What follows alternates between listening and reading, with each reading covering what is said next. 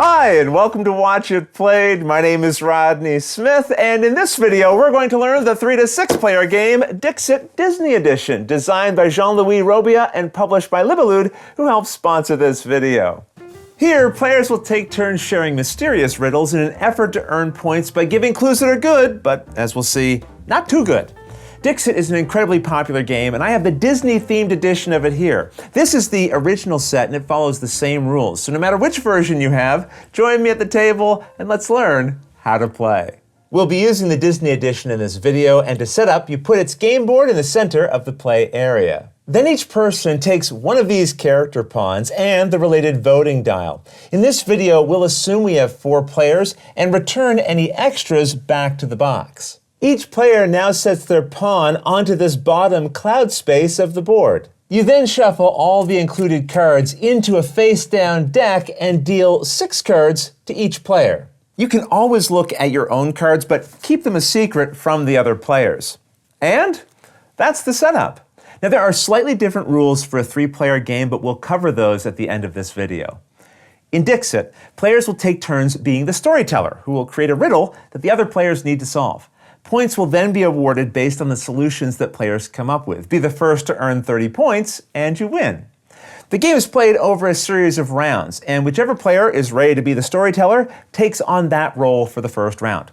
The storyteller examines their cards and secretly picks one, and without showing it to anyone, puts it face down in front of themselves. They then announce a clue.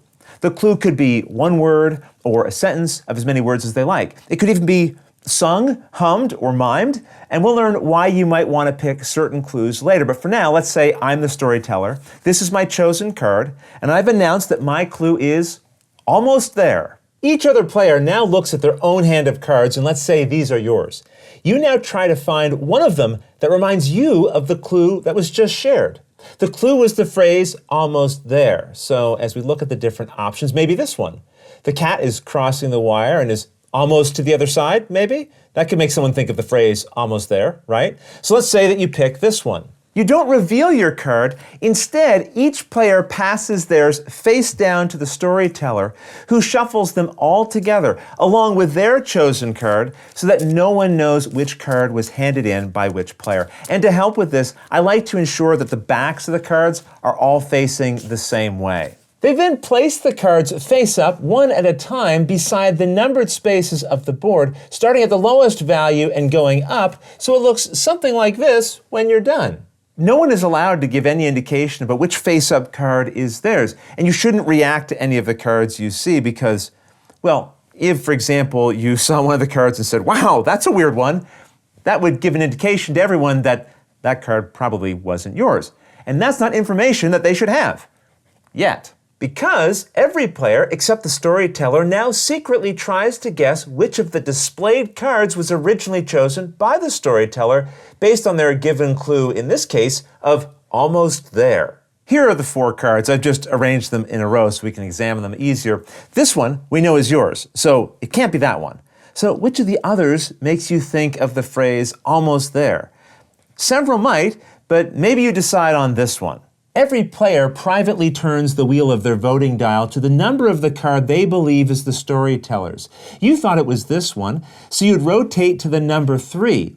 But this is also kept secret. Don't show anyone your selection yet. And keep in mind, you can never set your own dial to the value of your card on the table.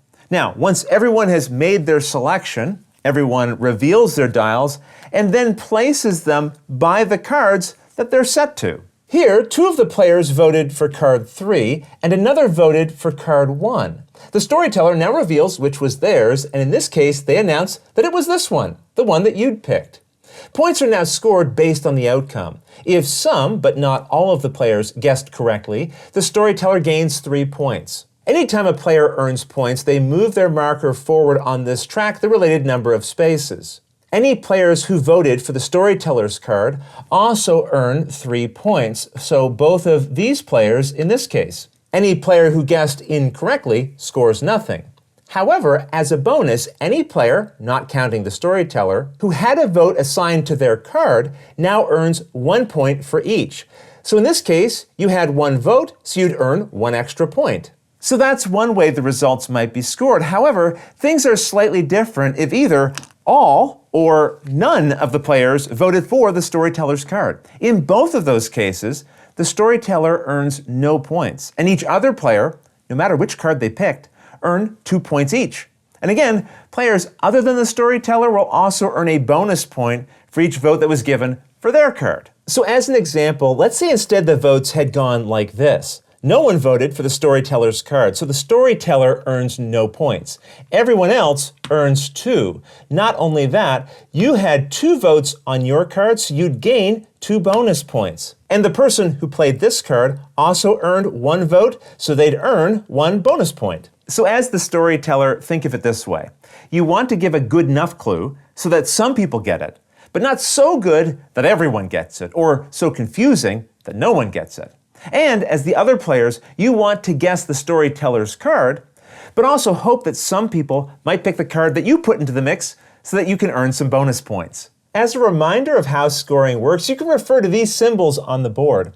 As the storyteller, if everyone guesses your clue, you gain no points.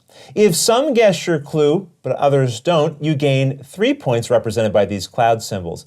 If no one guesses your clue, you gain no points. For everyone else, if you all guess correctly, you all gain 2 points. If some of you guess correctly and some of you don't, those who did gain 3 points, those who didn't earn nothing.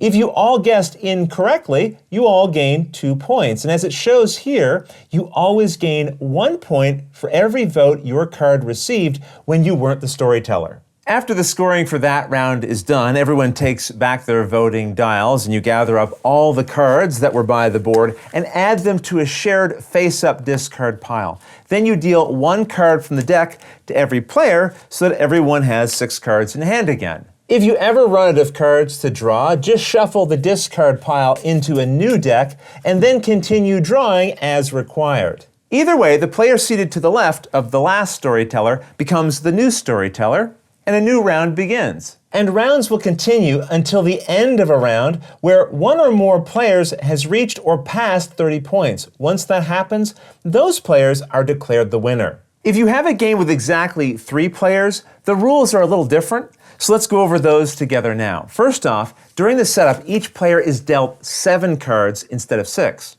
The storyteller will still pick 1 card as usual from their hand, but the other players will pick 2 cards each from their hands to put into a shared pile of 5 that will get mixed together and then spread around the board. The rules otherwise remain the same as usual, and any non-storytelling player who gets a vote, no matter which of their cards was picked, earns a bonus point for each vote as normal. At the end of a round, the storyteller will draw 1 card, and each other player draws 2, so that everyone is holding 7 cards. And then a new round begins. If you have the Disney and original set of Dixit, or any of the separate expansion packs that can be picked up, their cards can all be mixed and matched as you like for even more variety.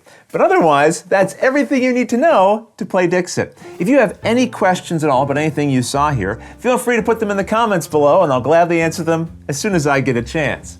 You'll also find forums for discussion, pictures, other videos, and lots more over on the games page at Board Game Geek, and I'll put a link to that in the description below. And if you found this video helpful, please consider giving it a like, subscribing, and clicking that little bell icon so you get notification anytime we post a new video. And if you'd like to support us directly, you can join our Patreon team, which I'll have linked below. But until next time, thanks for watching.